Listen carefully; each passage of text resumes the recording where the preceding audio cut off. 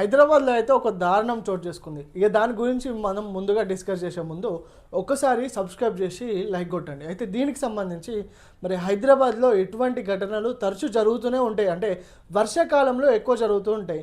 మరి ఇప్పుడు వర్షాలు లేవు కదా, మరి ఇట్లాంటిది ఎందుకు జరిగిందని ఒకసారి ఆలోచించాల్సిన అవసరం ఉంది. హైదరాబాద్లోని గచ్చిబౌలిలో ఈ ఘటన జరిగింది. అయితే అక్కడుండే అయ్యప్ప నగర్ కాలనీలో ఈ ఘటన చోటు చేసుకుంది. అసలు ఏంటంటే 50 గజాల జాగలో దాదాపు 7 అంతస్తుల బిల్డింగ్ కట్టిండు ఒక అపర మేధావి.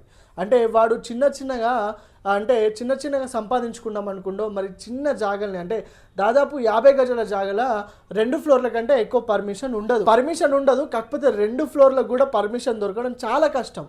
కానీ వీడు 50 గజాలల్లా 7 అంతస్తుల బిల్డింగ్ కడుతుండంటే ఒకసారి ఆలోచించండి, మరి వాడు ఎంతమందికి లంచం ఇచ్చి ఇలా అక్రమానికి పాల్పడ్డాడు. అయితే దీనికి సంబంధించి మరి ఏం జరిగిందంటే 50 గజాల దగ్గర 7 అంతస్తుల బిల్డింగ్ని వాడు కట్టిండు. ఈ కట్టే క్రమంలో ఏదైతే బిల్డింగ్ ఉందో ఆ బిల్డింగ్ కొలాప్స్ అయిపోయింది. ఆ కొలాప్స్ అయ్యి ఆ బిల్డింగ్ 7 అంతస్తుల బిల్డింగ్ ఒక్కసారి కుప్ప కూలిపోయిందని చెప్పుకోవచ్చు. మరి ఈ కుప్ప కూలినప్పుడు ఏమైంది, అక్కడ ఎవరున్నారు, ఎంతమంది ఉన్నారు, ఎంతమంది బ్రతికినారు, ఎంతమంది చనిపోయారు అనేది ఇప్పుడు మనం తెలుసుకుందాం. అయితే దీనికి సంబంధించి ఎవరైతే బిల్డర్ ఉందో ఆ బిల్డర్ అక్రమంగా మరి అధికారులకు లంచం ఇచ్చి ఈ విధంగా వేసినట్టుగా తెలుస్తుంది. మరి అధికారులు కూడా లంచం తీసుకొని వాళ్ళు కామ్ అయిపోతారు. వాళ్ళకి ఏముంది, లంచం ఇంకా డబ్బులు దొరికినాయి, హ్యాపీ. మరి అక్కడ ఉన్నోడు చనిపోయినోడికి గ్యారంటీ ఏముంది, వాళ్ళ ఫ్యామిలీకి భరోసా ఏముంది? మరి సరే, ఇప్పుడు 50 గజాలల్లా 50 గజాల జాగా ఎంత చిన్నది, ఆ చిన్న జాగాలనే దాదాపు వాడు 7 అంతస్తుల బిల్డింగ్ ప్లాన్ చేసిండంటే వాడి మైండ్ ఎటువంటి మాస్టర్ మైండో అర్థం చేసుకోవాలి. మరి బిల్డింగ్ కట్టేటప్పుడు కూడా మరి కల్తీ, అన్నిట్లో కల్తీ ఉంది. ఇప్పుడు సిమెంట్లో కానీ కంకర్లో కానీ ప్రతి దాంట్లో కానీ ఈ కల్తీ చేసి డస్ట్ వాడడం వల్ల వీక్గా ఉంటాయి.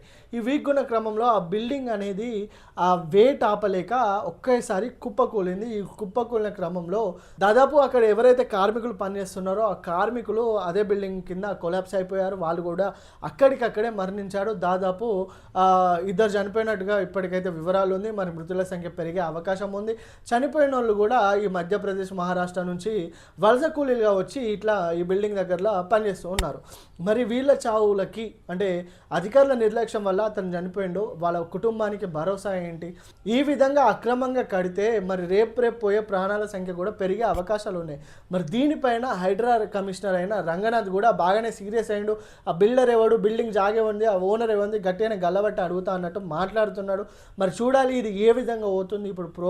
ఇప్పుడు పోయిన ప్రాణాలకి మరి గ్యారంటీ ఎవరిస్తారు వాళ్ళ కుటుంబానికి? అదేవిధంగా ఏమవుతుందంటే మరి ఇలాంటి అక్రమాలన్నిటికీ పెరుగుతూనే ఉన్నాయి. మరి ప్రస్తుతానికి హైదరాబాద్లో అయితే ఈ విధంగా జరిగింది, మిగతా చూడాల్సి ఉంది. బిల్డింగ్ పడిపోయిందన్నా,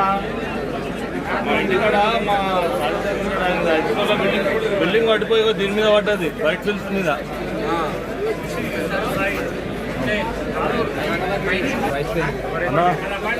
తెలియదా ఎవరున్నారు అని